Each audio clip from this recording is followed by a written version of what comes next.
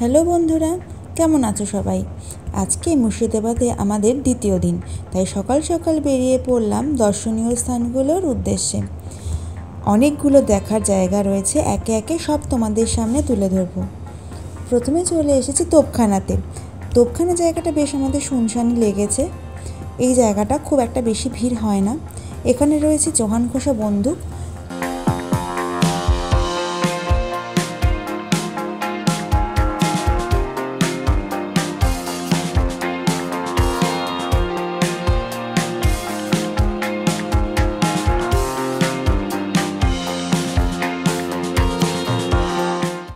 তো তোপখানা ঘোরা তো আমাদের কমপ্লিট।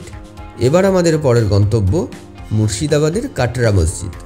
আর বন্ধুরা, তোমরা হয়তো অনেকেই এসেছো এখানে, আর যারা আসোনি তারা যদি আসো তাহলে কিন্তু অবশ্যই চেষ্টা করো এখানে একজন গাইড নিয়ে নিতে, কারণ এখানে এমন অনেক জিনিস আছে যেগুলো না জানলে কাটরা মসজিদ ঘোরার যে থ্রিলটা, যে মজাটা, সেটা তোমরা বুঝতে পারবে না। তাই এখানে অবশ্যই চেষ্টা করো একজন গাইড নিয়ে নিতে, যাতে এখানের যে পুরো হিস্ট্রিটা সেটা তোমরা জানতে পারো। তো চলো তাহলে জেনে নেওয়া যাক বন্ধুরা এই কাটরা মসজিদেরই কিছু ইতিহাস। মস্ত বড় একটা সবজির বাজার বস্তু বলে এই জায়গাটার নাম হচ্ছে সবজি কাটরা। কাটরার নাম হচ্ছে গঞ্জোয়া বাজার, সেই জন্য নাম সবজি কাটরা। যেমন আপনারা কলকাতায় রাজা কাটরা, লক্ষ্মী কাটরা, গণেশ কাটরা দেখতে পাবেন, সদরবাবুদের মুর্শিদাবাদের মধ্যে এই সবজি কাটরা দেখতে পাচ্ছেন। পাশে যেরকম মিনারগুলো দেখতে পাচ্ছেন, এরকম মিনারগুলো চারটে। 1897 খ্রিস্টাব্দের সামনে কিছু ভূমিকম্প ভেঙে যায়, সেটা আমরা সামনে গেলে দেখাবো। আপনারা পিছন সাইডে ঢুকছেন। এদের কাজ হচ্ছে দুটো, একটা হচ্ছে সবজি বাকিকে ফলো করতেন, আরেকটা হচ্ছে সকাল আর সন্ধ্যেবেলা আরবি আর আজান দিতেন। আজানটা তারা কীভাবে দিতেন? বর্তমানে প্রত্যেকটা মসজিদে বা মন্দিরে যেরকম মাইকের সিস্টেম আছে, তখনকার দিনে কিন্তু কোনো মাইকের সিস্টেম ছিল না। সেই জন্য তারা উপর থেকে বাঁশের চোখ অথবা টিনের চোখের সাহায্যে তারা সেই আজানটা দিতেন, এবং সেই আজানের আওয়াজটা অনেক দূর দূরান্ত গ্রামগঞ্জে ছড়িয়ে পড়ত। এবং কোনো শত্রু যদি অ্যাটাক করতেন, উপর থেকে তারা দেখতে পেয়ে নিচে যারা থাকতেন তাদের সতর্ক করে দিতেন। এই ছিল তাদের কাজ। এটা হাইট হচ্ছে 70 ফুট এবং 700 সিঁড়ি। 700 সিঁড়ি পার করে যখন উপরে উঠবেন, তখন এখান থেকে হাজারদুয়ারি এবং কাঠগোলা বাগানের কিছুটা অংশ আপনারা দেখতে পেতেন। কিন্তু দুঃখের বিষয়, বিগত কয়েক বছর আগে দিল্লির কুতুব মিনার থেকে একটা মেয়ে সুইসাইড করেছিলেন, যা আপনারা টিভিতে বা কাগজে পড়েছেন। তারপর থেকে আর্কিওলজিক্যাল ডিপার্টমেন্ট অফ ইন্ডিয়া যত কটা মিনার আর মনুমেন্ট আছে সব কটাই বন্ধ, কেউ আর উঠতে পারেন না। এই যে দাদা ভাই, যে দোতলা একটা ঘরগুলো দেখতে পাচ্ছেন, উপরের নাম হচ্ছে ছাত্রাবাসা মাদ্রাসা, নিচের নাম হচ্ছে মোসাফিরখানা। 1 থেকে 6খানা ছেলে কোরআন শরীফ, আরবি, ফার্সি, উর্দু এসব ভাষা তারা শিক্ষা লাভ করতেন। তাদের সাথে একটা মৌলবি থাকতেন, তাদেরই থাকা খাওয়ার ব্যবস্থা নিচের ঘরে করতেন। এই যে বাইরের দেওয়ালে গায়ে উল্টো টিগুলো দেখতে পাচ্ছেন, চারিবাজি আছে। তখনকার দিনে কারেন্ট বা বিদ্যুৎ ছিল না বলে মাটির বড় বড় প্রদীপ অথবা অয়েল ল্যাম্প ব্যবহার করে হ্যাঙ্গার সিস্টেমে মসজিদটাকে আলোকিত করতেন। এবার আমরা যে গেট দিয়ে প্রবেশ করবো, সেই গেটগুলো কেন ছোটো করা হয়েছে? আমরা মন্দিরে বা মসজিদে ঢুকতে গেলে মাথা নত করে ঢুকি, সেই জন্য গেটগুলো ছোটো করা হয়। আসলে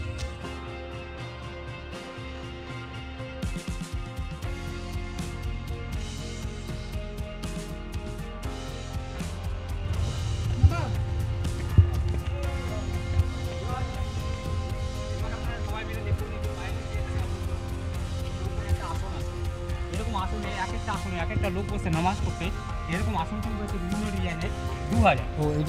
হ্যাঁ, এক একটা দেখুন, এখানে একটা বিভিন্ন ডিজাইন এরকম আসন সঙ্গে যখন তাদের নামাজ পড়ার সময় হতো, তার আগে কী করতেন? উপর দিকে তাকিয়ে দেখুন পাথর নিচে বাড়া দিচ্ছে। যখন তাদের নামাজ পড়ার সময় হতো, তার আগে সামিয়ানা বা ত্রিপোটা নিয়ে যেতেন, যাতে নামাজ পড়ার সময় তাদের গায়ে রৌদ্র বা বৃষ্টি যাতে না লাগতো বা না পড়তে, সেই ব্যবস্থা। কিন্তু দুঃখের বিষয় বলতে হচ্ছে, আপনারা একটা সাইডই দেখতে পাবেন। এই সাইডকে দেখছিল 1897 খ্রিস্টাব্দে বন্ধুগুলো ভেঙে যাওয়ার পরে এটা দেখতে বসে যাচ্ছিল। তো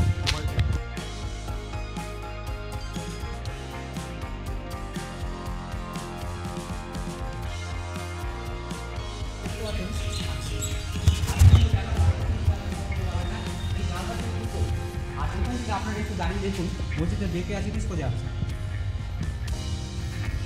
একটু দেখা লাগছে, মানে একটা সাইড দিয়ে, হ্যাঁ একটা সাইড বাঁদিকে হেলা আছে। পিছনে দেখে আসলে যে ইটের দেওয়ালগুলো তুলে দেওয়া হচ্ছে এই কারণে, যাতে মসজিদটা বসে না যায় বা ভেঙে না যায়। সেই জন্য দেওয়ালগুলো যদি না পড়া থাকতো, মসজিদটা এতদিন থাকতো না, হয় বসে যেত না, ভেঙে যেত। খুঁজে পাবেন না বা দেখতে পাবেন না। এর ভিতরে সোনা, হিরে, মুক্ত এবং বহু দামি দামি পাথর দিয়ে সেট করা ছিল, কিন্তু ইংরেজ সরকার সব খুলে নিয়ে চলে যায়। সামনে গিয়ে দেখুন,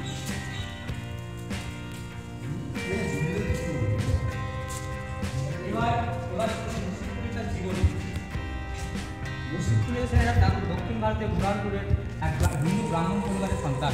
ওনার নাম ছিল সুদর্শন নারায়ণ মিশ্র, বাবার নাম ছিল দর্পনারায়ণ মিশ্র। বুঝেছেন?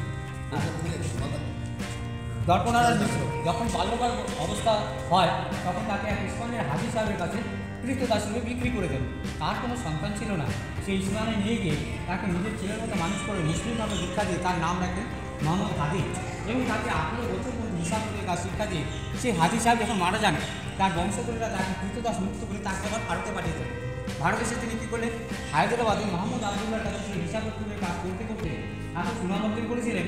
তখনকার দিনে যে সম্রাট ঔরঙ্গজেব ছিলেন তিনি যখন জানতে শুনতে পেলেন তখন তাকে এখানে জোরে করে পাঠান। তিনি এসে এখানে কী দেখলেন, এখানে দেখলেন বর্গীদের হামলা প্রচণ্ড। বর্গী কাদেরকে বলা হতো, মারাঠা দস্যুদেরকে বলা হতো বর্গী। তাদের সরকার ছিলেন ভাস্কর পণ্ডিত। তিনি কোনোদিন ঔরঙ্গজেবকে ট্যাক্স বা কর কিছুই দিতেন না। সেই সময় মোহাম্মদ আলী এখানে এসে তাকে কোনোরকমভাবে পরাস্ত করে তার থেকে 1000 টাকা কর হিসাবে আদায় করে বিশ্বস্ত লোক দিয়ে যখন দিল্লিতে পাঠানো হলো ঔরঙ্গজেবের হাতে তুলে দিতে, ঔরঙ্গজেব টাকা পেয়ে ভাবলেন বাংলা বিহার উড়িষ্যা থেকে আজ পর্যন্ত কেউ আমাকে 1 টাকাও কর দেননি, এই প্রথম এই মোহাম্মদ আলী আমাকে 1000 টাকা কর দিয়ে খুশি করলেন। সেই সুবাদে অতি আনন্দিত হয়ে তাকে এখানে মুর্শিদ কুলি উপাধিতে নবাবি পদ দেন। তখন কিন্তু এই এরিয়ার মানে এই জায়গাটার নাম ছিল মুর্শিদাবাদ। মুর্শিদ কুলি খান নাম অনুসারে হয়েছে মুর্শিদাবাদ। তারপরে একটা শুনুন তার মেয়ের কথা। ওনার একটা মেয়ে ছিল, মেয়ের নাম হচ্ছে আজিমুন্নিসা বেগম বা কলিজা খাকি বেগম। কেন নাম হলো কলিজা খাকি বেগম? উনি একটা মস্ত বড় বিমারিতে ভুগছিলেন। সেই বিমারি সারাতে কি এক হাকিম বা হেকিম উনি বললেন যে এই মেয়েকে যদি বাঁচানো যায় তাহলে ছোটো ছোটো 1 থেকে 2 বছরের শিশুকে কেটে তার যে বুকের কলিজাটা আছে সেই কলিজার সাথে গাছের জড়িবুটি মিশিয়ে যদি খাওয়ানো হয় তাহলে এই মেয়ে বেঁচে উঠবেন। মুর্শিদ কুলি খান কী করলেন, তার পরের দিন থেকে রোজ একটা করে ধরে নিয়ে আসতেন বা কিনে নিয়ে আসতেন, এবং যাকে নিয়ে আসতেন তাকে কেটে মেয়েকে খাওয়াতেন। এই খাওয়াতে কমসে কম 6 মাস থেকে 1 বছর সময় লাগলো তার ঠিক হতে। যখন তিনি ঠিক হয়ে গেলেন তখন তার একটা নেশায় পরিণত হলো। সেই নেশাটা হলো কলিজা খাওয়ার যে কী গুণ, কী স্বাদ, সেটা কিন্তু উনি ভুলতেও পারলেন না, ছাড়তেও পারলেন না। তখন হারেম থেকে বিশ্বস্ত লোক দিয়ে রোজ এই কাজ করতেন। এই কথা তার স্বামী বাংলার দ্বিতীয় নবাব সুজাউদ্দৌলা যখন জানতে পারলেন তখন তাকে ইচ্ছা করে মহিয়াপুরে এই জায়গাটা তাকে জ্যান্ত সমাধি দিয়েছেন। হ্যাঁ, ওটা আছে তো, এটা এই জায়গাটা এখন দেখা যায় তো। হ্যাঁ, এই জায়গাটা তাকে জ্যান্ত সমাধি দিয়েছেন। তারপর তিনি বৃদ্ধ বয়সে মুর্শিদ কুলি খান চিন্তা করতে লাগলেন, আমি যে মেয়ের জন্য এত শিশু হত্যা করলাম, আমার যে পাপ হলো সে পাপের প্রায়শ্চিত্ত আমি কীভাবে করব? অনেক চিন্তা ভাবনা করে উনি একটা মনস্থির করলেন, আমি এমন একটা জায়গায় কবর তৈরি করব যাতে সেই কবরের উপর দিয়ে প্রত্যেকটা মানুষের পায়ে তুলে যদি 1 ইঞ্চি পরিমাণ আমার বুকে পড়ে তার পুণ্যের বলে আমার পাপ কিছুটা খণ্ডন হবে। এই ছিল তার আশা। সেই জন্য কী করলেন, মরার 2 মাস আগে এই মসজিদটা যে নির্মাণ করেছিলেন মুর্শিদ কুলি খান বিশ্বস্ত কারিগর মুরাদ ফারাস্কা, তাকে দিয়ে এইখানটায় কবরটা তৈরি করেছেন। তো কাটরা মসজিদের এই ইতিহাস কেমন লাগলো বন্ধুরা? আরও অনেক এরকম ইন্টারেস্টিং ইতিহাসের তথ্য জানতে পারবে তোমরা যদি এসে গাইড নিয়ে নাও। কারণ আমরা তো সবটা দেখাতে বা শোনাতে পারলাম না, কারণ সবটা দেখাতে বা শোনাতে গেলে ভিডিওটা অনেক লম্বা হয়ে যেত। তো সেই জন্য সবটা বলা সম্ভব হলো না, কিন্তু যতটা পারলাম তোমাদের দেখানোর চেষ্টা করলাম। তোমরা অবশ্যই এসো এবং গাইড নিয়ে এখানকার পুরো ইতিহাসটা জেনে যেও। আর সবচেয়ে ইন্টারেস্টিং বিষয় কি জানো বন্ধুরা, এটা তো মসজিদ মানে মুসলিমদের একটা ধর্মীয় স্থান, কিন্তু এর মধ্যে কিন্তু মন্দিরও আছে। এবং কেন মন্দির, কিভাবে মন্দির, চলো জেনে নেওয়া যাক সেই ইতিহাসটাও। তাদের পুজো অর্চনা করার জন্য পাশে একটা মন্দির বানিয়ে দিয়েছিলেন, কিন্তু তিনি মারা যাওয়ার কিছুকাল পরে মন্দিরটার কিছুটা অংশ ভেঙে যায়। কিন্তু তার পরবর্তী যে নবাবরা ছিলেন তারা কিন্তু কেউ ঠিকঠাক করেননি। এটাকে বর্তমানে ঠিকঠাক করেছেন এখানকার যত হিন্দু লোক আছেন, তারা একটা সমিতি গঠন করে ট্রাস্ট করে এই মন্দিরটাকে ঠিকঠাক করে এখন এর মধ্যে পুজো অর্চনা আচার অনুষ্ঠান সমস্ত কিছুই হয়। এটা একটা শিবের মন্দির। আর এই যে বাউন্ডারিতে গ্রিলটা বসিয়ে দিয়েছেন, কেন বসিয়ে দিয়েছেন, এখানকার যত টুরিস্ট আসতেন মন্দিরের চারিপাশে ঘোরাঘুরি করতেন, কেউ পাক অবস্থায় যেতেন, কেউ না পাক অবস্থায় যেতেন। সেই জন্য এখানকার লোকেরা কমপ্লেন করাতে আর্কোলজিক্যাল ডিপার্টমেন্ট অফ ইন্ডিয়া থেকে লোক এসে এই গ্রিলটা বসিয়ে দেন। এমনভাবে গ্রিলটা বসিয়েছেন যাতে এখানকার কোনো টুরিস্টের দেখতে যাতে কোনো অসুবিধা না হয়, সেই জন্য তারা এইভাবে গ্রিলটা বসিয়েছেন এখান থেকে। সেই জন্য কোনো টুরিস্ট আর মন্দিরের ভিতরে ঢুকতে পারেন না। যদি কোনো টুরিস্টের মন্দিরে ঢোকার ইচ্ছা হয় বাইরে দিয়ে আর তোমাদের বন্ধুরা মনে হতে পারে যে এই মন্দিরটা মসজিদের বাইরে এরকম একটা গ্রিল দিয়ে বাউন্ডারি করা আছে, কিন্তু বন্ধুরা এটা কিন্তু মসজিদের মধ্যেকারই একটা মন্দির। গ্রিল দিয়ে বাউন্ডারিটা পরে বিভিন্ন কারণের জন্য করে দেওয়া হয়েছে। তো যাই হোক, কাটরা মসজিদ ঘুরে আমরা চলে এসেছি এখন কাঠগোলা দেখতে। এটা অ্যাকচুয়ালি জগৎ শেঠের বাড়ি বা এটাকে বলা হয় কাঠগোলা। এর ভেতরে কিন্তু 4-5খানা স্পট আছে দেখার জন্য। টিকিট আছে, টিকিট কেটে ঢুকতে হবে। ঢুকলে তোমরা 4-5খানা স্পট একসাথে দেখতে পাবে। প্রথমেই বলে রাখি বন্ধুরা, রাজবাড়িতে যেতে গেলে একটা বড় জায়গার ভেতর দিয়ে যেতে হয়। তোমাদের ইতিহাসটা একটু বলি। বলা হতো এই জায়গাটার নাম কাঠগোলাপের জায়গা। এখানে কাঠগোলাপ আগে প্রচুর ফলতো, তো সেই নাম থেকে হয়ে গেছে কাঠগোলাপের বাগান। বিশাল বড় বাগান বাড়ি, কত একর জমির উপরে ঠিক সেটা এক্স্যাক্টলি বলতে পারবো না। তবে বাউরি সম্পর্কে একটা ধারণা আছে, তোমাদের সাথে শেয়ার করছি। তোমাদের কি সামনে যেটা রয়েছে সেই জায়গাটা বাউরি বা স্নানাগার নামে পরিচিত। তবে কথিত আছে এই জায়গার ভিতর দিয়ে একটা সুড়ঙ্গ গেছে। এই সুড়ঙ্গের মধ্যে থেকে যদি কোনোভাবে জমিদার দেখতেন যে তার বিপদ আসন্ন, সেই সুড়ঙ্গ দিয়ে উনি বেরিয়ে যেতেন। তবে এই ধারণাটা একেবারেই কাল্পনিক, শোনা কথা। বাস্তবে কতটা সত্যিকারের সে সম্পর্কে কোনো তথ্য পাওয়া যায়নি। তো চলো বন্ধুরা, এবার ঢুকে যাওয়া যাক রাজবাড়ির ভেতরের দিকে। আর এখানে কিন্তু বন্ধুরা আলাদা আরও একটা টিকিট কাটতে হয় ওপরের ফ্লোরগুলোতে ওঠার জন্য। আর এখানে ভিডিও বা ফটো তোলা একদমই মানা, আমাদেরকে পরে ফোন বন্ধ করে দিতে হয়েছে, কিন্তু যতটা পেরেছি তোমাদের জন্য একটু একটু ভিডিও ক্লিপস নিয়ে নিয়েছি। আর দেখো এই জায়গাটা থেকে পুরো যে কাঠগোলাপের বাগানটা বা পুরো যেটাকে এখন কাঠগোলা বলা হয় পুরোটা দেখা যায়। খুবই সুন্দর একটা সিনারি, এখান থেকে খুব সুন্দর লাগে জিনিসটা। আর এখানে প্রি ওয়েডিং, পোস্ট ওয়েডিং এইসবও চলছিল। জানি না এদের কোনো স্পট চার্জ আছে কিনা, সেগুলো তোমরা যদি ইন্টারেস্টেড হও এখানে কন্ট্যাক্ট করে জেনে নিতে পারো, কিন্তু এখানে ফটোশ্যুট হয় এইটুকু বলতে পারি।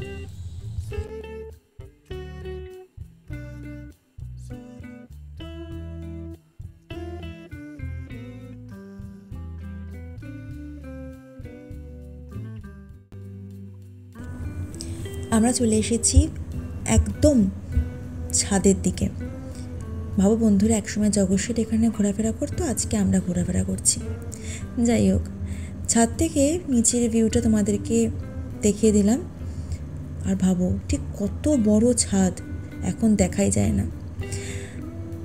চলে এসেছি বাইরে, তোমাদের নিয়ে যাচ্ছি দারুণ একটা জায়গার দিকে। এটাকে বলা হতো নাচমহল। পুরোটাই কাঁচের তৈরি ছিল। আমি ভেতরে উঠেছিলাম এবং কয়েকজনকে প্রশ্ন করেছিলাম যে এখান থেকে কাঁচ কি ভেঙে গেছে না কি হচ্ছে। ওনাদের বক্তব্য হলো কাঁচের অবস্থা খুবই খারাপ ছিল, কিছুভাবে ভেঙে গেছে, এখন সেটা রিপেয়ারিং চলছে। তাই তোমরা যদি কয়েক মাস বাদে যাও তাহলে দেখতে পারবে কাঁচমহল, যেটা অ্যাকচুয়ালি নাচমহল নামে পরিচিত, সেটা একেবারেই রেডি হয়ে গেছে। চলে এসেছি জৈন মন্দিরে। এখানকার জমিদারেরই এই তৈরি করা জৈন মন্দির। আর সামনে আছে বোটিং করার জায়গা। আমরা চেষ্টা করেছিলাম, তবে যাইনি বোটিংয়ে শেষ অবধি। জৈন টেম্পলটা বা জৈন মন্দিরটা ভীষণ ভালো লেগেছে। ওখানেও কোনো রকম ভিডিও বা ফটো তোলা মানা রয়েছে, তো আমরা সেখান থেকে বেরিয়ে এসেছি। আরেকটা ভালো খবর তোমাদের বলি, যাদের সামনে বিয়ে বা বিয়ে হয়ে গেছে তারা প্রি ওয়েডিং বা পোস্ট ওয়েডিংয়ের জন্য জায়গাটা বেছে নিতে পারো। তবে কস্ট কত হবে সেটা তোমাদের জেনে নিতে হবে আগে।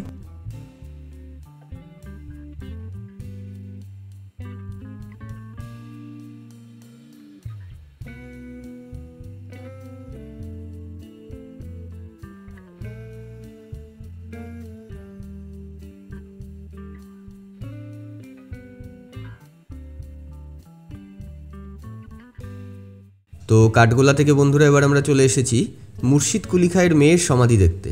আর এই সমস্ত জায়গাগুলোই কিন্তু বন্ধুরা খুব বেশি দূরে দূরে নয়, মানে মোটামুটি 4-5 কিলোমিটারের মধ্যেই এই সব জায়গাগুলো তোমরা কিন্তু দেখে নিতে পারবে। হ্যাঁ, দেখতে সময় লাগবে ঠিকই, কিন্তু খুব বেশি দূরে দূরে ট্রাভেল করতে হবে না, খুব বেশি হলে 5-6 কিলোমিটারের মধ্যেই পুরোটা। আর দেখো বন্ধুরা, হাজারদুয়ারি। দুঃখের বিষয় হলো আমরা গেছিলাম শুক্রবার, তো সেই জন্য হাজারদুয়ারি শুক্রবার করে বন্ধ থাকে, আমরা দেখতে কিন্তু পারিনি। তো তোমরা যদি আসো তাহলে শুক্রবার কিন্তু এসো না, কারণ শুক্রবার হাজারদুয়ারি বন্ধ থাকে। তো এবার আমরা যাচ্ছি নদী পার করে ওপারে। ওপারে কি আছে বলো তো বন্ধুরা? ওপারে আছে হচ্ছে সতী মায়ের পীঠ, মানে মায়ের সতীপীঠ। তো ওপারে আমরা যাব, সতীপীঠ দর্শন করব এবং আর একটা আশ্রম আছে যেটাকে বলা হয় জগৎবন্ধু ধাম, তো সেটাও দর্শন করব। তারপর আমরা আবার নদী পার হয়ে চলে আসবো, তারপর আমরা গাড়ি নিয়ে ব্যাক টু কলকাতা। আর এখানে কিন্তু আগে বন্ধুরা গাড়িও পারাপার হয়ে যেত, এখন আর হয় না, কারণ কোনো এক সময় নাকি কোনো গাড়ি থেকে কোনো অ্যাক্সিডেন্ট হয়ে গেছিলো গাড়ি পারাপার করতে গিয়ে, তারপর থেকে বন্ধ হয়ে গেছে। তাই আমরা গাড়িটা এপারেই পার্ক করে চলে এসেছি ওপারে একটা টোটো নিয়ে। তো প্রথমেই আমরা এসে গেছি সিরাজদৌল্লা সমাধি দেখতে। দেখো এখানে কিন্তু সিরাজদৌল্লা এবং তার পরিবারের প্রত্যেকের সমাধি এই জায়গাটায় আছে। তোমরা কিন্তু এটা নদী পার করলে তবেই দেখতে পারবে, নদীর ওপারে এটা।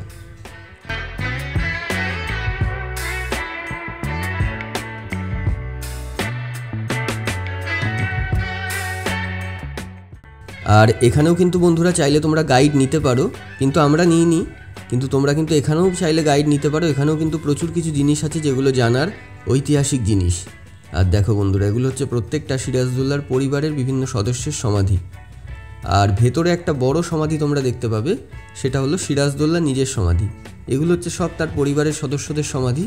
এখানেই দেখবে একটা বড় সমাধি আছে, দেখাচ্ছি এই সমাধিটা দেখো, এইটা হলো সিরাজদৌল্লার সমাধি। আর বাকি আশেপাশে যেগুলো আছে সেগুলো হচ্ছে তার পরিবারের বিভিন্ন সদস্যদের সমাধি। আর এই হলো বন্ধুরা জগৎবন্ধু ধাম।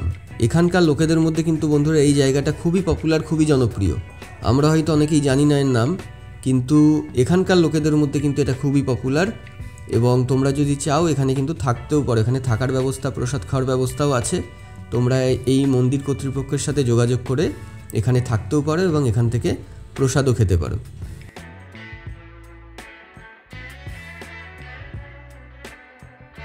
তো জগৎবন্ধু ধাম দর্শন করে এবার আমরা যাচ্ছি কিরিটেশ্বরী মায়ের মন্দিরের দিকে। এবং এই কিরিটেশ্বরী মায়ের যে মন্দির, এটাই হলো একটা সতীপীঠ। আমাদের যে 51টা সতীপীঠ আছে তার মধ্যে এটা একটা সতীপীঠ, এবং এখানে মায়ের কিরিট বা কপাল পড়েছিল, তো সেই থেকেই এখানকার নাম হলো কিরিটেশ্বরী ধাম। তো চলো দেখা যাক কিরিটেশ্বরী ধাম। দেখো এই হলো মায়ের মূর্তি। এবং বন্ধুরা এখানে একটা গল্প আছে, এখানে কিন্তু এই কিরিটেশ্বরী ধামেরই দুটো মন্দির আছে। দুটো মন্দির হলো, একটা হলো মেইন মন্দির, একটা হলো গুপ্ত মন্দির। গুপ্ত কিরিটেশ্বরী ধাম বা গুপ্ত মন্দির বলা হয়। কেন গুপ্ত? কারণ এখানে যে এই নবাবরা থাকতেন, বা ইংরেজদের বা নবাবদের অত্যাচারের জন্য মায়ের যে মেইন মূর্তিটা সেটাকে সরিয়ে একটা গুপ্ত জায়গায় রাখা হয়েছিল। এবং এই যে এটা হলো দেখো গুপ্ত কিরিটেশ্বরী ধাম। তো মায়ের মেইন মূর্তিটা এখানে আছে, কিন্তু মায়ের যে অ্যাকচুয়াল ধামটা সেটা হলো আগেরটা। তো এখানে দুটো কিরিটেশ্বরী ধামের মন্দির আছে, এক জায়গায় অরিজিনাল মূর্তিটা আছে, আর একটা হলো অরিজিনাল ধামটা। এবার দুটোই তোমরা ঘুরে যেও, দুটোই একদম কাছাকাছি, কোনো অসুবিধা হবে না, এলে দুটোই ঘুরে যেও। একটা হলো অরিজিনাল ধাম আর একটা হলো অরিজিনাল মূর্তি। আর এখানে কিন্তু বন্ধুরা আরও 2-4টে জায়গা আছে ঘোরার, মানে নদীর এপারে যেখানে আমরা এসেছিলাম, কিন্তু আমরা টাইমের অভাবে ঘুরতে পারলাম না, কারণ রাত হয়ে যাবে এবং রাতে হাইওয়ে দিয়ে গাড়ি চালানোটা একটু রিস্কি হয়ে যায়। আর এই যে জায়গাটা দেখলে বন্ধুরা, এই যে জায়গাটা, এই যে বড় একটা মসজিদ টাইপের, তার আগে যে জায়গাটা, এখানে কিন্তু এটাকে বলা হয় মিনা বাজার। এখানে আগে একটা হাট বসতো এবং হাটে মহিলাদেরও কেনাবেচা করা হতো। এখনও এখানে বাজার বসে, কিন্তু এখন তো আর সেই ধরনের জিনিসপত্র হয় না, এখন নর্মাল বাজার বসে ফলমূল শাকসবজির, কিন্তু আগে কিন্তু এখানে মহিলাদেরও কেনাবেচা করা হতো এখানকার লোকেদের মত অনুযায়ী। তো আমরা এবার এসে গেছি হোটেল হাজারদুয়ারিতে খাওয়া দাওয়া করতে। এটা হলো হাজারদুয়ারি রেস্টুরেন্ট, এবং এখানে দেখো বন্ধুরা মেনুটা তোমাদের সাথে শেয়ার করলাম। দাম কিন্তু মোটামুটি ঠিকঠাক, আর অ্যাম্বিয়েন্সও ভালোই। খাবার কোয়ালিটি তো তোমাদের জানাতে পারবো খাওয়া দাওয়া করার পরেই। তো চলো খাওয়া দাওয়া করে নেওয়া যাক, তারপর জানাচ্ছি খাবার দাবারের কোয়ালিটি কেমন।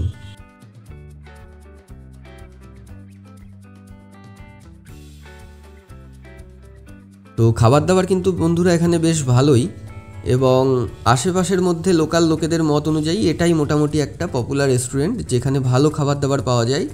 এখানে বড় বড় রেস্টুরেন্ট খুব একটা নেই, কিন্তু যেগুলো আছে তার মধ্যে কিন্তু এই হাজারদুয়ারি রেস্টুরেন্টটাই বেশি লোকের কাছে পপুলার।